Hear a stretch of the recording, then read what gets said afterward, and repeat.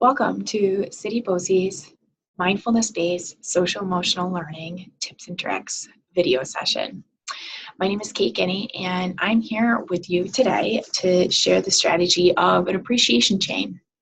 So appreciation chains, the only materials you really need are strips of paper. So I have some paper here.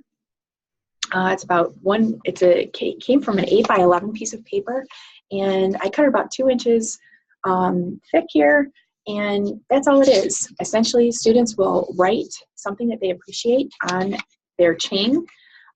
You will make it into a little circle, so you want to make sure that wherever they write, there's room to actually connect it. And then you will join other students' appreciation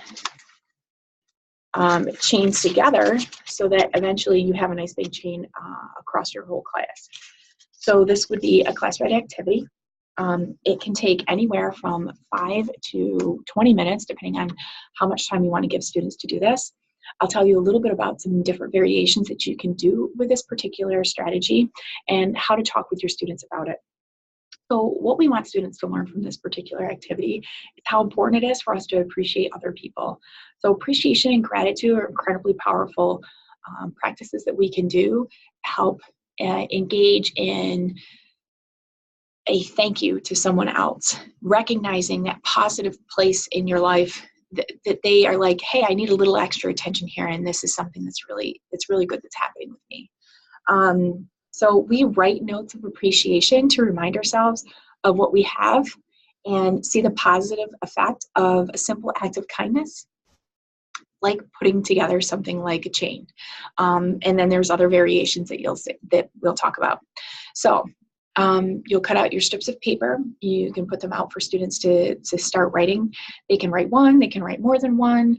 You can put out crayons, colored pencils, markers, if you're feeling brave, glitter and glue. Depends on how much time you want to put into this. It's really adaptable. Once students create a link, you can start by putting those links together. And while students are putting their links together or they're decorating their individual chain link, you might give some talking points. This is that teachable moment that while students are engaging in this activity, to be able to talk why it's important, what skill are they developing while they are doing this. So what are some ways where people have helped you? This might help spark them, for them, what they might say on their chain. What is appreciation and what is gratitude? Have students put into words what those things are. Why are they important? Why do we recognize them? Maybe you might have some students share aloud what they're feeling. And then you make your chain together. You'll write down those things that they're grateful for, and they can decorate them. And some more talking points that you might have with students is, how do you feel when you appreciate something or someone? So students might say, I feel happy, or it reminds me of that person. It might make them feel good. Or something. So maybe it's that cozy blanket that they can't wait to go and curl up in when they get home. Or their favorite creature. Maybe they have a dog or a cat at home that they really appreciate. What are some of the ways that we are all connected? So as students join their chain together, you want them to recognize, why is it important for us to come together? Why is community important? What is community? How do we establish a community in the classroom? Why is this an important skill for all of us to engage in? And that's where you can take that appreciation angle and talk about why it's important to see the good in other people. Because even though sometimes we have differences, we still recognize that we appreciate other people for different things. And that can be very powerful for kids to see beyond maybe a difference and look for something that, hey, we have this in common, and I do really appreciate that about you. So once the chain is ready, you can hang it up in your classroom, you can hang it up in the hallway. It could be a school-wide activity or just a classroom-wide activity.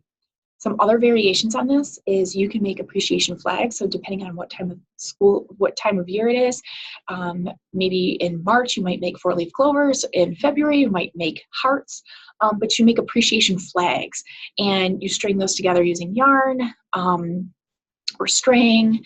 However you'd like to do that, you could just staple them together. And that's something else that you can hang up. Some people hang these flags outside so that children can make appreciation flags with expressions of positive values or friendly wishes for someone else.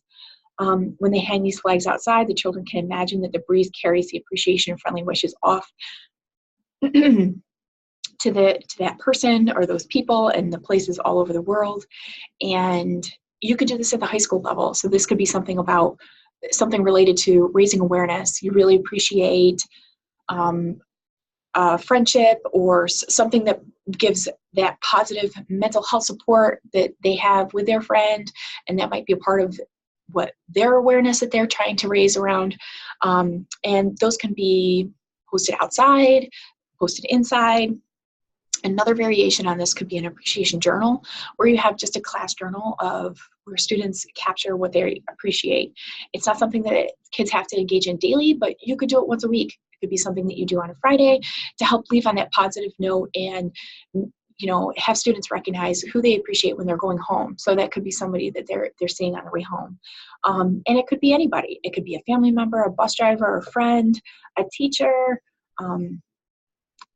whoever it is or whatever it is that they really appreciate. And then also, that's good for all grade levels, but especially at the middle and the high school level, you might have students write thank you cards. Thank you cards are another really great way for kids to be able to show their appreciation and actually communicate that out to that person. Great way to have kids be able to recognize that piece, why it's important, how does it make them feel, how do you think that person will feel when they get that thank you card from them. So these are different ways in which you can share an appreciation chain. So we have appreciation flags, and we also have an appreciation journal or thank you cards that you can have students write. I hope you enjoyed our strategy for today. And it's our appreciation chain. That's the name of our strategy, but there's quite a few wrapped up in this particular one. We would love to hear how you've applied this strategy to your classroom or practice, and be sure to send us your feedback at sel@cityboces.org. If you have a strategy that you would like to share with us, something that we might be able to highlight here, we would be glad to do that. We'd be glad to hear from you. That's at sel@cityboces.org. And be sure to check out our newsletter. So part of what I would like to share with you just before we sign off here is our social emotional learning newsletter. And a part of our newsletter, we have, here we go. There it is. A part of our newsletter. How do you get there? Here's our website here, and this will bring you right to where our newsletters are. There's lots of tips and tricks on there. This is constant contact, so you can use this as a QR code, or you can go right to our website and sign up there for constant contact. We send out just the different workshops and trainings, or book studies, all sorts of great ways for you to hone your skills through our website. And then also, this is how you get to our newsletter on the website. So once you go to cityboces.org, you'll select instructional support services from the banner from the top, and then school improvement. And then under there, you'll see the mindfulness-based social emotional learning and mental health. And that's where you can find a lot of our resources. We are so glad that you joined us here today, and we can't wait to hear from you. And if you have any questions, please reach out at sel@cityboces.org. Thank you, and have a happy and healthy day.